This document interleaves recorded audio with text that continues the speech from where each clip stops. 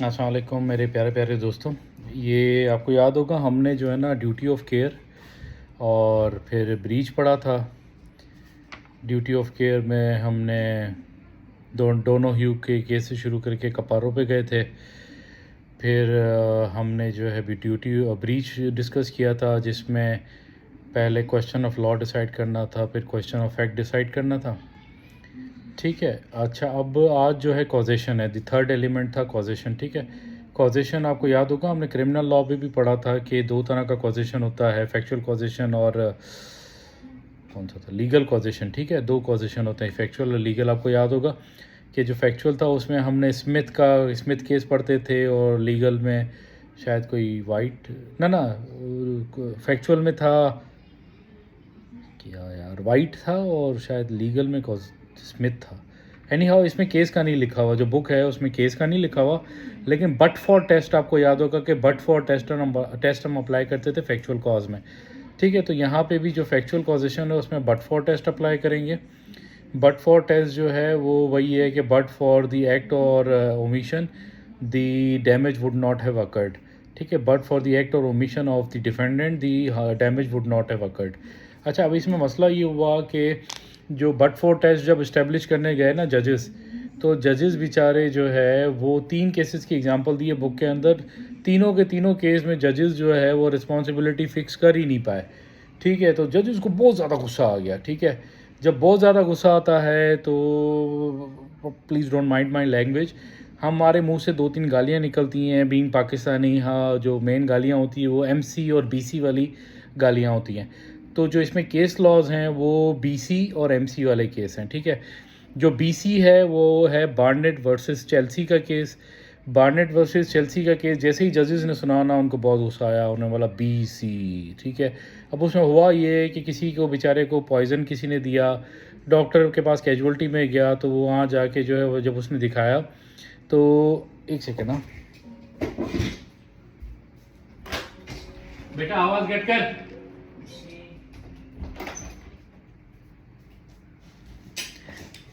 तो उसने जब दिखाया तो उन्होंने कहा भाई आप वापस चले जाओ, आप अपने जो है ना ओपीडी में जाके डॉक्टर को दिखाओ। वो घर गया, घर जाके मर गया। उसके ऊपर केस हुआ अपना डॉक्टर्स के ऊपर। तो उन्होंने कहा कि भाई अगर ये आ भी जाता कैजुअल्टी में, हम इसको ट्रीट भी करते, ये जब हमारे पास कैजुअल्टी में आया तब तक जहर बहुत फैल चुका था, हम कुछ नहीं कर सकते थे, बच गए। ठीक है, कोर्ट को गुस्साया भी सी। ठीक है, बार्नेट वर्सेस चेल्सी का केस। फिर एक और केस आया जिसमें जजेस ने एमसी की गाली दी।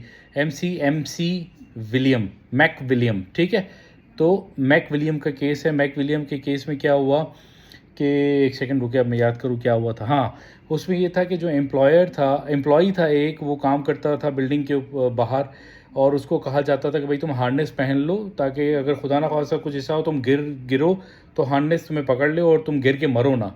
लेकिन जब भी उसको हार्नेस दिया जाता वो कभी भी हार्नेस नहीं पहनता था। ठीक है, तो इसलिए एम्प्लॉयर जो था उस दिन भी उसको नहीं दिया हार्नेस, लेकिन उसने पहना ही नहीं, तो वो मर गया, गिर के मर गया। तो केस हो गया, तो बोला कि भाई इसको अगर हम हार्नेस दे भी देते तो पहनता नहीं।